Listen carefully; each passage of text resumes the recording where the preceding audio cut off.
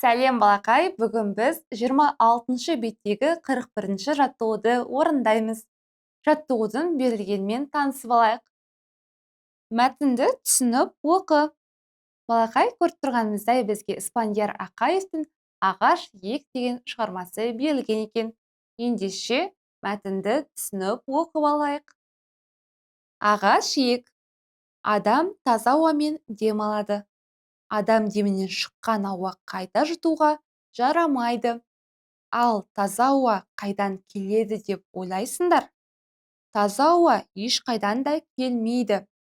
Айналамыздағы ағаштар жарамсыз ауаны жұтып, өзі үшін қажетті иісті ұстап қалып, онымен қоректенеді де ауаны тазартады. Үйлердің арасында, көшеде, аулада өсіп, жапырақ жайып тұрған ағаш неғұрлым көп болса, ауа да соғұрлым таза болады. Таза ауамен демалған адамның дені сау, көңілі хош болып, ұзақ өмір сүреді. Сол себептен бабаларымыз өмір жасынды ұзартқың келсе, ағаш ек деп өсиет айтқан. Балақай, біздің мәтініміз не жайлы айтылған екен? Дұрыс айтасың, ағаш жайлы айтылған. Ағаштың қандай пайдасы бар екендігі жайлы айтылған екен. Мәтініміз не жайлы екендігін біліп алдық. Енді мәтін астындағы тапсырмаларды орындайық. Мәтін не туралы? Мазмұнын айт. Балақай, бізге бірнеше сұрақ қойылған екен. Ендеше біз ең алдымен сұраққа ауызша түрде жауап беріп, одан кейін дәптерімізге жүйелі түрде бір сөйлеммен жазып шығайық. Келістік пе? Ендеше бастайық. Мәтін не туралы? Не туралы айтылған екен? Дұрыс айтасың. Мәтініміз ағаш жайлы айтылған екен. Ағаштың қоршаған ортаға, адамдарға қандай пайдасы бар екендігі жайлы айтылған. Біздің айналамызда қаншалықты жасыл желектер, ағаштар көп болса, соншалықты ауа таза болады екен. Ал біз таза ауаны жұтсақ, деніміз сау, көңіліміз тыныш болады екен. Осы себептен де біздің ата-бабаларымыз ұзақ өмір сүргің келсе, ағаш ек деп айтуы осыдан екен. Дәптерімізге мәтін ағаш туралы жазылған деп жазып алайық.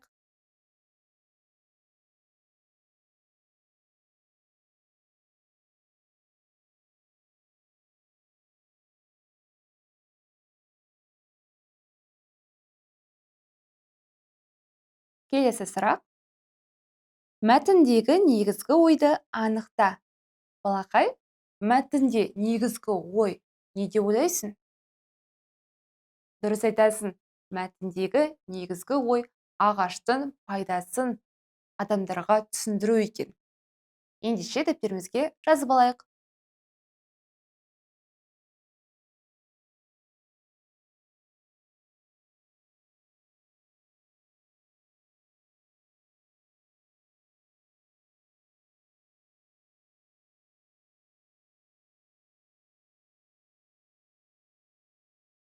Келесі. Мәтіннің түрін және бөліктерін анықта. Балақай, бізде ағаш ек деген мәтіннің қай түріне жатады? Дұрыс айтасың. Мәтінде ағаш жайлы, ағаштың қоршаған ортаға қандай пайдалы екендігін әңгімелеп беріп тұр екен. Ендеше дәптерімізге былай деп жазып алайық. Ағаш ек мәтіні, әңгімелеу мәтіні.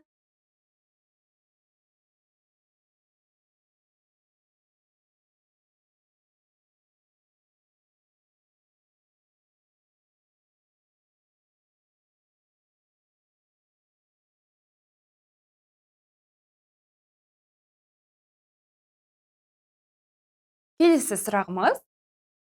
Мәтін неліктен ағаш ек деп аталған? Қалай ойлайсың? Балақай, өзіңнің пікірмен бөлісші. Тақырыпты неге ағаш ек деп атаған? Жарайсың. Автор өзінің шығармасына ағаш ек деп тақырып қою арқылы адамдарға ағаш егудің, жасыл желекті көбейтудің пайдасын түсіндіргісі келген екен. Ендеше, оны да дәптерімізге жазып алайық.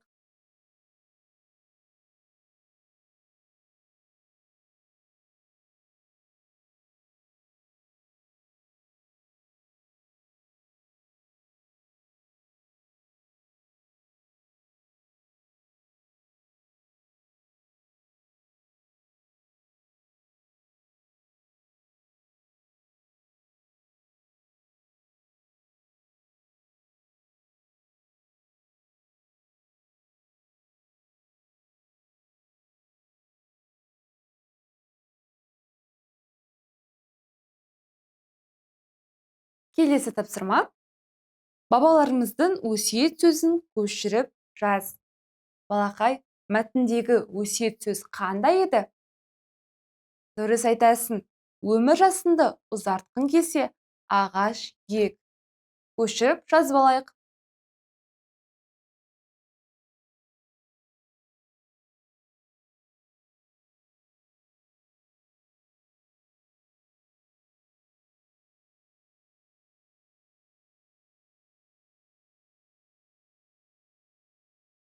Сонымен балақай, біз бүгінгі сабақта Спандияр Ақаевтың ағаш ек тақырыбындағы мәтінімен танысып, сол бойынша жұмыстандық.